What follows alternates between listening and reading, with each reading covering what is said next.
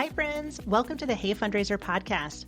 I'm your host, Mary Peterson, and whether you're a frontline fundraiser, an executive director, a board member, or someone just wanting to make an impact in your community, this podcast is for you. We cover all facets of fundraising, and our main objective is to give you ideas and inspiration to help you raise more money. Join us as we grow, learn, and make an impact together. Hey, fundraiser. Today, we are diving into what I believe is the most important trait that sets the top major gift officers apart from all of the rest in the country. I know it sounds like a bold claim, right? But I'm going to stand by it. There are so many qualities that go into being a successful major gift officer. You need persistence, empathy, creativity, attention to detail. I mean, the list goes on and on and on. But this one trait, it's a true game changer. So you're probably asking, what is this magic trait that makes an MGO really stand out? It's resilience. Yep, resilience, the ability to keep going, to adapt, to bounce back, especially in the face of challenges. Now, you might wonder why resilience ranks so high in major gift work. Fundraising is rewarding, but it's also a roller coaster. We face rejection, long cultivation timelines, and sometimes months or even a year of nurturing relationships without seeing immediate results. You know that saying, if at first you don't succeed, try again? Well, in fundraising, I feel like it should be, if at first you don't succeed, adapt, learn, and try with even more determination. Without resilience, even the most talented MGOs burn out, and that's something we want to avoid. Resilience is what allows us to stay energized, innovative, and effective, even on those really tough days that we all have. Resilience isn't just about handling disappointment either. It's about proactively strengthening your mindset, shifting your approach, and using challenges as an opportunity for growth. I know that that is so much easier said than done, but I want to give you, I want to break down resilience and give you some tips and tricks on how to build your resiliency. So, first is a mindset mastery. This starts with your mindset. We can't control every outcome, but we can control how we respond to an outcome. A resilient MGO approaches every interaction with an open, growth-minded mindset. For example, let's say you've been cultivating a major gift prospect for months, and when you finally make the ask, you get a very polite but firm no thank you. This could feel like a major setback, but a resilient MGO reframes it as a valuable information. A resilient MGO might think, okay, this is an outcome that I have. Now, what can I learn from it? And how can I improve for the next opportunity? A resilient mindset means that every experience, even the difficult ones, are a chance to learn, refine, and get closer to a yes the next time around. So really think about your mindset. And are you open to learning from things that really seem challenging? It took me a long time to learn, but I feel like now that I'm in my late 40s, I'm getting closer. Okay, so let's move on to the second element of resilience, which is consistency. Fundraising isn't about one-off interactions here and there. It's about building deep, meaningful relationships over time, over the horizon. And sometimes that means reaching out consistently, even when you don't see immediate results. For example, a resilient major gift officer knows that even if they don't get a response to every email or call, that they're staying top of mind with the donor. Maybe a prospect doesn't respond to 3 emails, but they appreciate the updates. And then on that fourth outreach, they're ready to engage. I mean, you never know. You have to keep trying with your donors. Consistency, it also builds familiarity and trust with the donor. So this is how resilient fundraisers create momentum over time. It's just being that consistent person with information that is interesting. So, really ask yourself, are you following up consistently with your donors? Are you reaching out regularly, even when it feels like there's no immediate progress? Because that is resilience in action. Okay, next up is the ability to innovate and adjust. This is so important in fundraising. So, top major gift officers know that no two donors are the same. And sometimes you have to switch up your approach to meet a donor's unique preference or timing or what have you. A resilient fundraiser doesn't take a one size fits all approach. They're ready to pivot, they can adjust quickly, and they can discover new ways to engage when things don't go as planned. For example, let's say you're nurturing a prospect, but every time you propose a formal meeting, they're hesitant. Rather than giving up, a resilient MGO might adapt and suggest an informal lunch or even a quick call. Resilient MGOs are flexible and they're just ready to adjust based on the donor's style, whether it's a communication style or a meeting style or anything like that. Just be flexible and ready to adjust. So if you're ever feeling like a strategy isn't working, remember resilience is about adjusting, not giving up. Never give up. Sometimes a small tweak in your approach makes all the difference in the world. Okay, fourth thing I want to talk to you about is managing emotions and preventing burnout. Fundraising is emotional work. We are deeply connected to our missions. We care about our donors.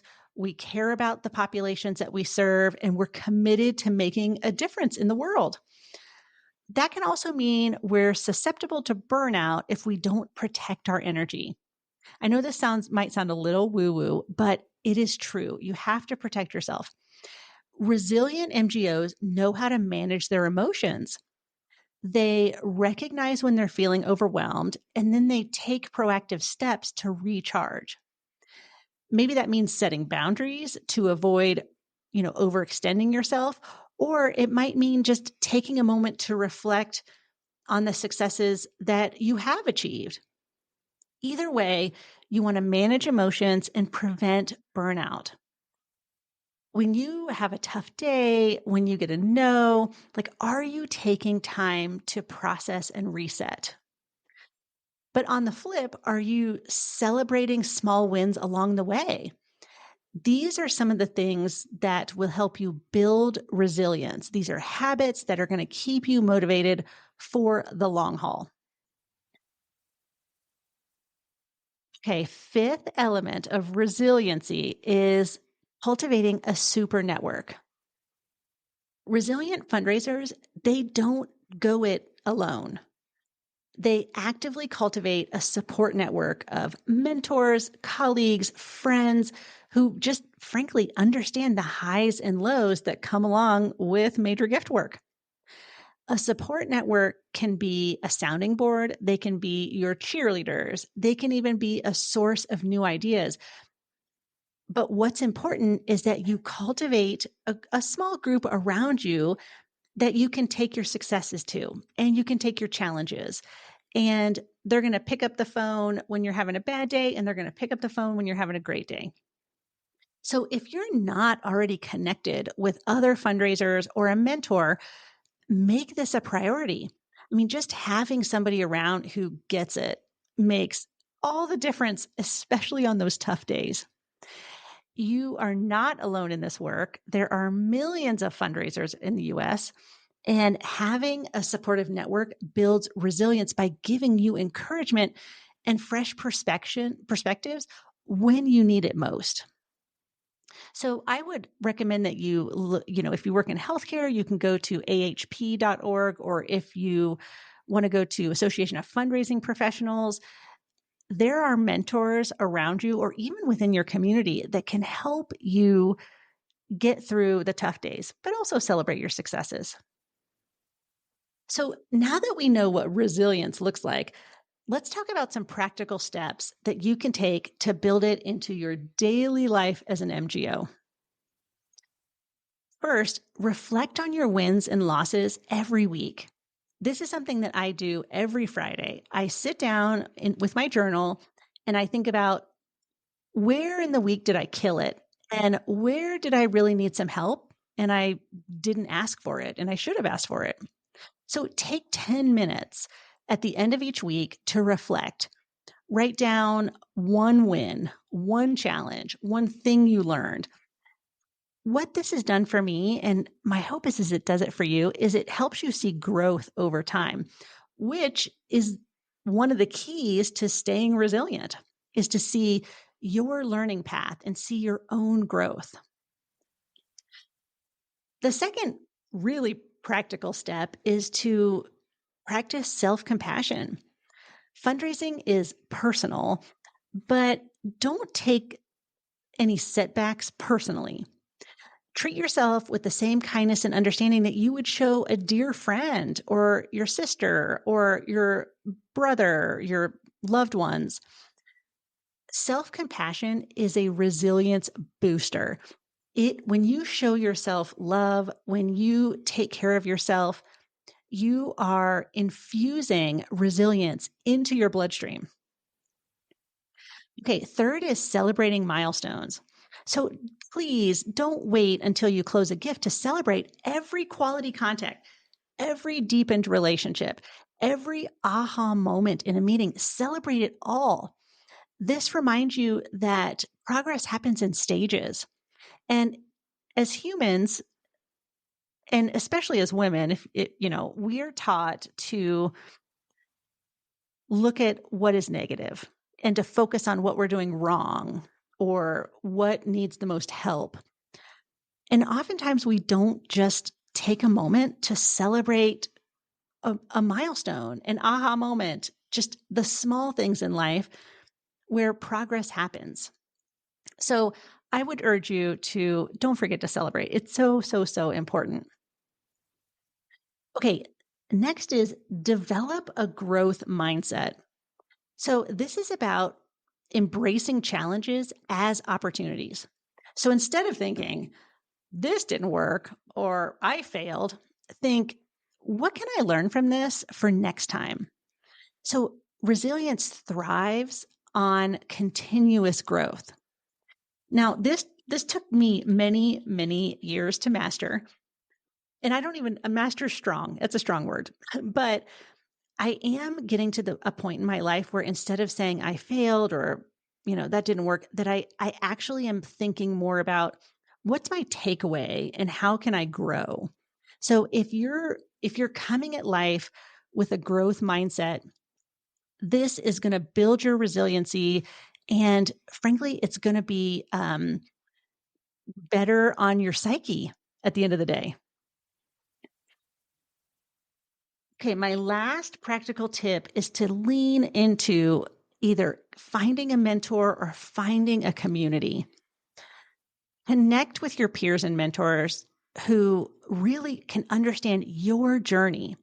So it could be you could join a fundraising group, you could attend a conference, or just simply reach out to a colleague. I mean, sharing experiences helps you keep perspective and learn new strategies. And I don't ever want you to think of yourself as alone. I mean, you can email me. I'm happy to be your cheerleader. So finding that person or that small group of people who can support you is really paramount when it comes to resiliency. So resilience, it's not flashy. It's not one of those traits that people talk about every day, like charisma or things like that.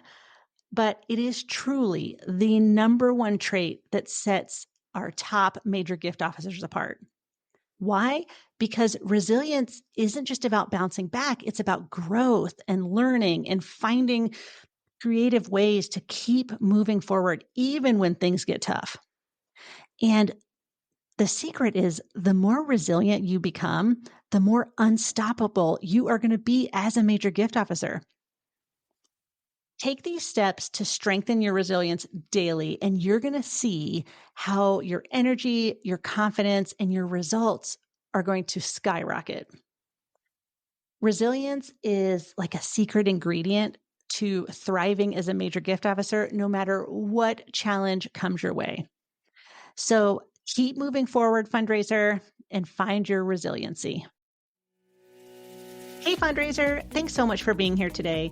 Did you know that we create a special page for each episode that contains helpful links, episode highlights, standout quotes, and freebies? Check it out in today's podcast description. If you loved what you heard today, would you kindly give us a rating and review? It really helps other fundraising professionals find our Hey Fundraiser community. I'm Mary Peterson, and thank you for listening.